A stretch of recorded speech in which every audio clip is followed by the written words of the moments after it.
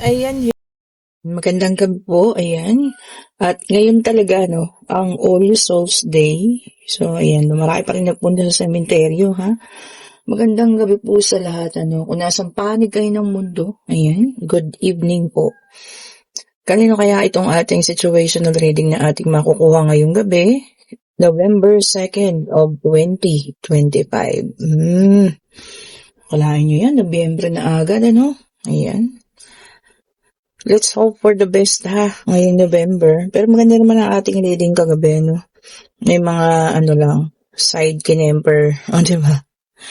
And meron tayo rito Queen of Swords. Okay po. Check pa natin. And meron tayong The Fool. Bago ng ating scented candle. Meron tayo rito Knight of Cups. Ayan. Pasensya na kayo sa inyo na naririnig Medyo maaga-aga pa kasi. Ayan. Tignan pa natin. And meron tayo rito the Judge, the Justice. Okay. Sabihin ko sana the Judgment. Pero siya po ay the Justice. Okay. Urong natin konti. Yan. Para magkasya lang po, Ayan. Siguro ang iba sa inyo nagpapahinga na, Kasi bukas na naman ang panibagong linggo. Ayan. Tapos na ang long weekend.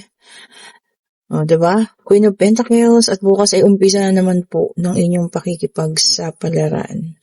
Then, meron tayong Two of Cups. Okay. Ay, nagsabay sila. Meron tayo dito The Magician. And meron tayo ditong Three of Cups. Three of Swords. Sorry naman. Okay. Okay po. Meron tayo nakikita dito, gusto niya makipag-communicate sa'yo, Ayan. Gusto niya gumawa ng paraan para makipag-communicate sa'yo. Ayan. Maaring kayo before, kasi meron tayong Two of Cups dito, Kaso dalawa yung Queen. Ibig sabihin, pwede rin, not unless lalaki o babae, pwede rin tong vice versa. Okay, so ayun, meron siyang gusto niya makipag-communicate. Kaya lang, alam niyo ba, parang nagkaroon kayo ng third party situation. Ayan Queen of Swords and Queen of Pentacles. Palagi ko ikaw yung Queen of Pentacles na napaka marunong sa kaperahan, Kumbaga marunong ka mag-save, marunong ka humawak, And ito naman, maaaring si Bakekang, Queen of Swords, may pagkamatapang. Okay, and alam mo yan, gusto niyang gumawa, siya yung gagawa sana ng action para magkaroon kayo ng communication. Kaya lang, ayan, yan ang pumipigil sa kanya, yung katapangan ni Bakekang. Ngayon, ang hinihingi niya, gusto niya nang maging malaya, diba? Gusto niya maging malaya ulit. At alam mo yun, gusto niya gumawa ng paraan para makipag-communicate sa'yo.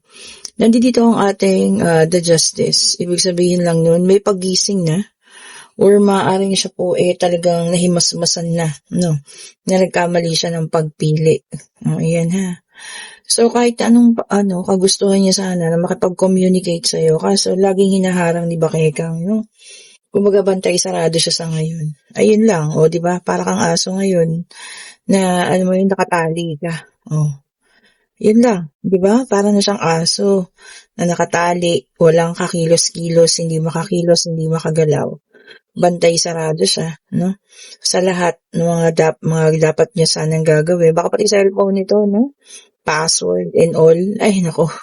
Yun po ang mahirap, Ibig sabihin, walang tiwala na rin sa iyo si Bakekang kasi nga nagawa mo kay sa person niya, nagawa niya sa inyo pala, tapos syempre pwedeng gawin din kay Bakekang niya na makahanap ng iba or lokohin din siya. So ngayon, hawak siya sa liig, hindi siya makagalaw. Ayan. Kaya kahit sana gusto niya makipag-communicate sa'yo na sana kahit gusto niya makipag-communicate, hindi niya magawa. Okay. And then, meron tayong The Empress, may number 3. Ayan At isa pang maaaring pumipigil sa kanya, baka maaaring buntis na rin, Itong si Bakekang, kaya gano'n ano. Meron din ang ating The Empress na fertile or nagbubuntis 'no. So, sign na maaari nabuntis niya na rin si Bakekang 'no. 'Yun talaga. So, ngayon eto meron tayong Nine of Swords. Ayan ang nararamdaman niya 'no, kundi malungkot sa gabi 'no. At alam mo 'yan, nagkakaroon ng realization na talagang nagkamali, maling-mali sa ginawang pag-iwan sa'yo 'no. Ito pa ang isa sadness and alam mo 'yun, heartbreak. Ngayon nalaman niya na kung sino yung totoong at tunay niyang minamahal, 'di ba? Yun po talaga naman yung nakakalungkot. Sa inyo mangyari yun, 'di ba 'no? Or baka maaaring sa inyo nga nangyayari ito 'no. So, ayan ang situation niya ngayon ha. Kung merong ilan sa iyong inaalam kung ano man yung situation niya. So, yun po. Kalungkutan, hindi makagalaw, dinadaan na lamang sa pagluha, yung mga bagay na nararamdaman. Okay po. And then, meron tayong Ace of Pentacles. Ayan. Ikaw para sa'yo, new beginning. Nag-start na, no? So, nag-uumpisa na ang new beginning para sa'yo. Maaring talagang totally kinalimutan na to, no? At saka ayaw mo na rin balikan pa. Siyempre, masakit yun. Na ikaw ba naman na ipagpalit, di ba? Kumbaga, humanap ka ng lakas ng loob, bumangon ka, at inayos mo yung buhay mo, no? Which is a good sign. Napakagandang pangyayari yun, ano? At alam mo yun, siguro talaga kailangan mong pagdaanan yun, di ba? And then, meron tayong the moon na may number 18. Okay po. Ang sabi niya rito, no? Illusion. Ayan. Dreams. So, maaring ikaw din, no? Minsan-minsan napapanaginipan mo siya or siya, kakaisip niya sa'yo, pumapasok ka na rin sa panaginip niya. Di ba naman? Yun, mahirap, no? Pati sa panaginip. Kasi nga, ikaw yung talagang tinitibok ng puso niya talaga. Di ba? Ikaw yung mahal niya. And then, meron tayong the Fool. Ayan, ha? May dalang 0. Okay. 2 beses lumabas ang ating the Fool, no? Talagang gusto niya ngayon ng kanyang kalayaan. Kaso, hindi na hindi na niya magagawa.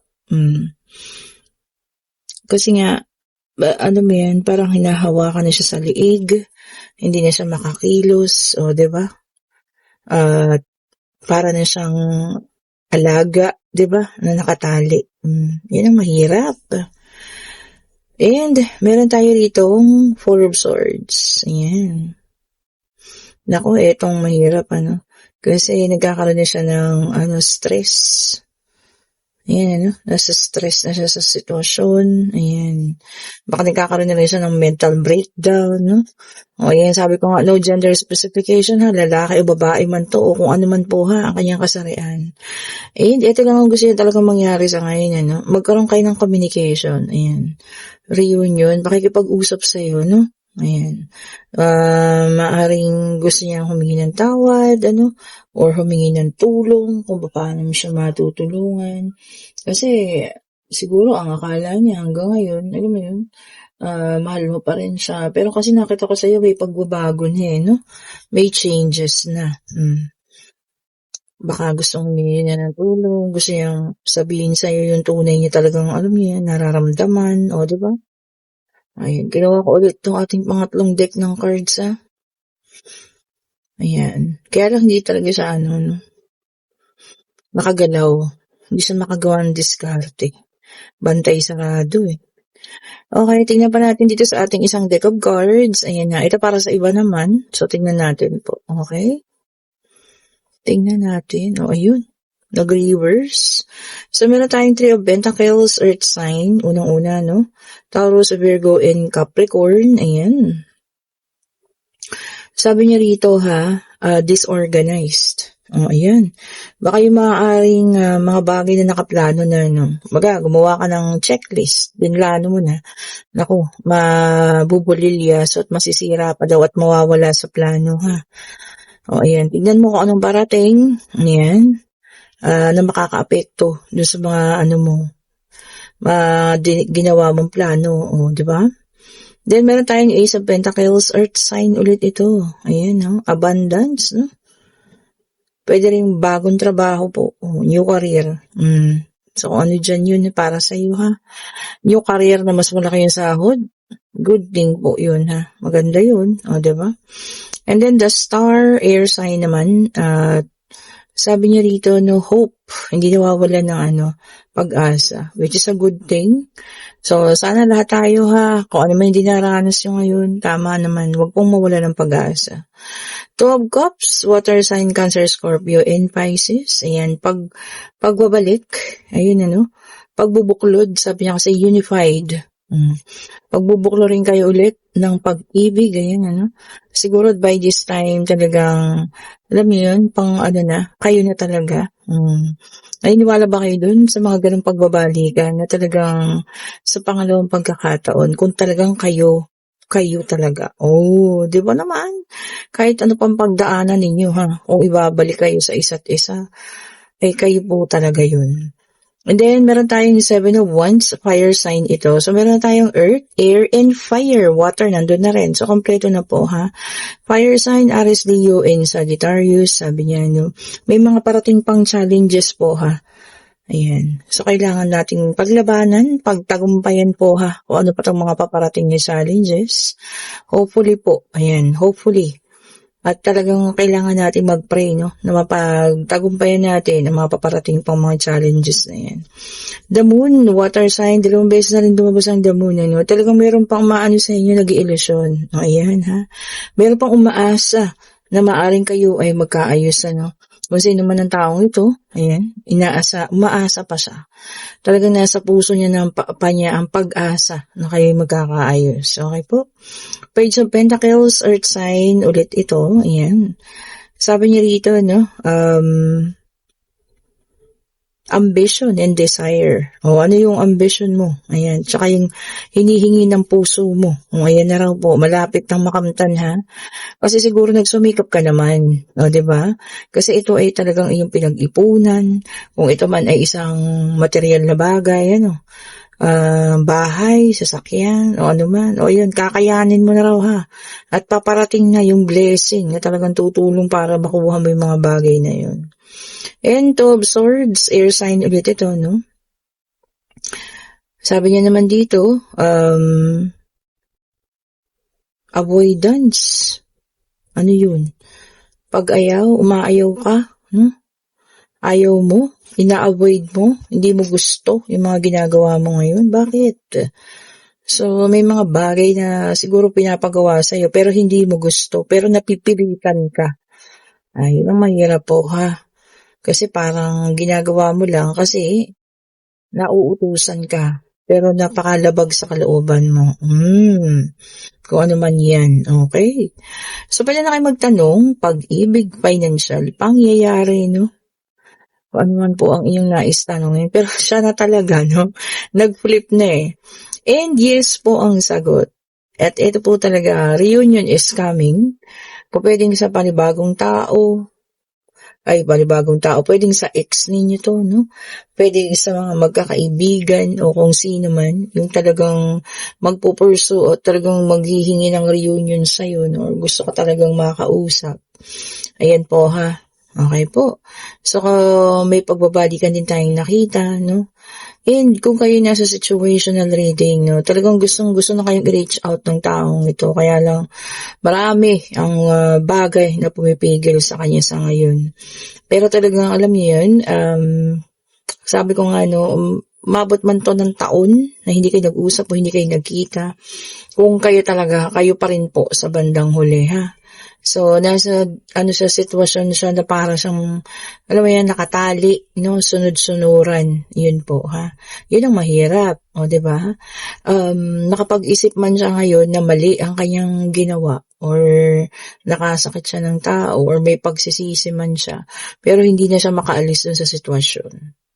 Okay po, and kung nagugustuhan yung ating reading, pa-like, pa-share, pa-subscribe, and hit the notification bell para lagi kayong updated sa mga bagong videos na nare-release natin. Ayan. Kung gusto nyo pong mag-order ng mga bracelet natin, ha, ito po ang ating mga bracelet. Ayan, ang mga lucky bracelet natin, ha. Oh, ayan po ang ating mga bracelet ha. Ayan po, mag-order na kayo. Ayan, kung gusto niyo rin ng ating pabango para mahalina niyo yung gusto niyong mahalina, ayan po. Mag-order na rin kayo sa akin. And kung gusto niyo ng private reading sa Friday, pwede na po kayo magpa-schedule ha. Pa-schedule na po kayo para smooth yung ating tawag dito, pag-reading sa Friday, walang problema. Okay po? Thank you so much po for watching. Have a great evening po sa lahat ha. Bye-bye po sa inyo.